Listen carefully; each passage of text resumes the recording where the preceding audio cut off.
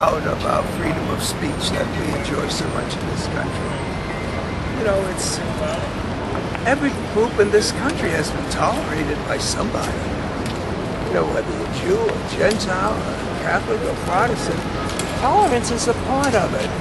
But when times get rough and you need a scapegoat, or you're running behind in the polls in an election, find somebody that someone doesn't like. And whether it's immigrants or whether it's Muslims, the question really is, what happens when it's your turn?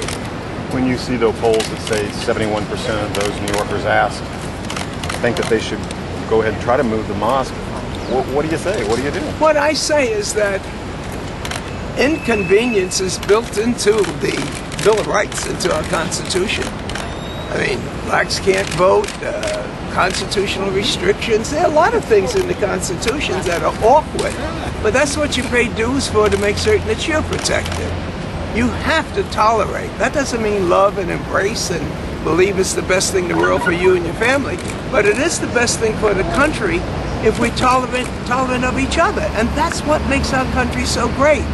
You know, I don't think the animosity against Muslims, I think it's terribly exaggerated because people want to be popular.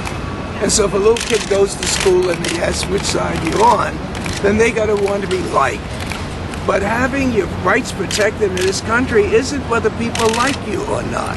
It has nothing to do with popularity. And this is merely a test in New York City for our country, but I think throughout the world. I'd like to see how people who look like me are treated in Europe, in Asia, and other places. So when I visit, I want to know, how am I going to be treated?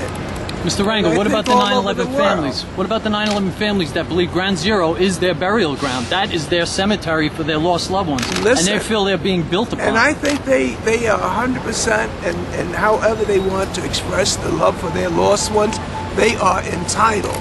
But the Constitution hasn't got anything to do with how you mourn your losses. Where do you draw the line, though? You start you this. You don't draw the line. There's a Constitution, and there's how can I ease the pain of these heroes who survived 9/11? What can we do to let them know that we care for them and the heroes that died there? That is something that Americans should devote 100% of their time, as well as for the rescuers who went there at 9/11. They shouldn't have to bargain for health care. They are our heroes. They're the people that responded on December the 7th at Pearl Harbor, and they're the ones that responded for 9/11.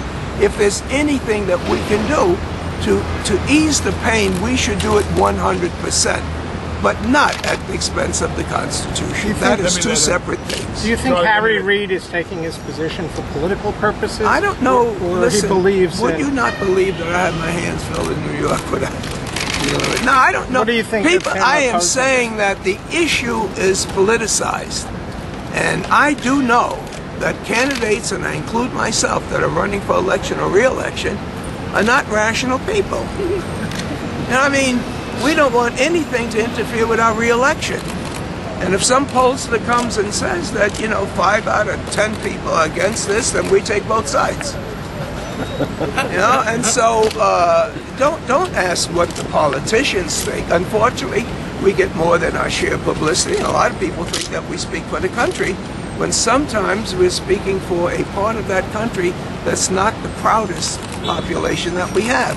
And everyone knows that those people, a lot of people, don't speak for New Yorkers. Of all of the places to have this is the last place that we would believe that we would not have tolerance of religion.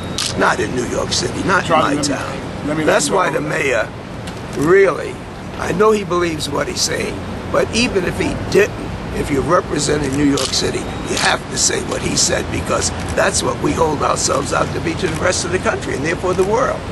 Thank you. Thank you, Charlie. Thank you.